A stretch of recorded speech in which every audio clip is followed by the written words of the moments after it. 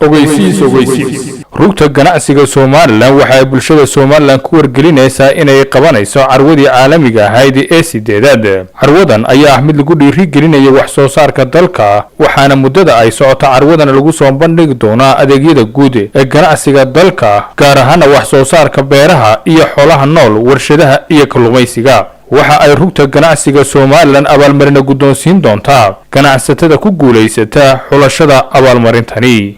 haddaba rugta ganacsiga Soomaaliland waxa ay bulshada Soomaaliland ku adkeynaysaa inay ka soo qayb galaan bandhiga carwada sideedaad ee caalamiga ah oo lagu qaban doono hotel Guuleed ee 9 bisha December, taasi oo socon doonta ilaa 15 bisha December sanadka 2018. dhinaca kale rugta ganacsiga Soomaaliland waxa ay ku wargelinaysaa ganacsatada ka qayb qaadanaysa bandhigan carwadan caalamiga ah ee sideedaad in isdiiwaangelinta boosaska carwadu xidhmi doonto 30 bisha November sanadka 2018.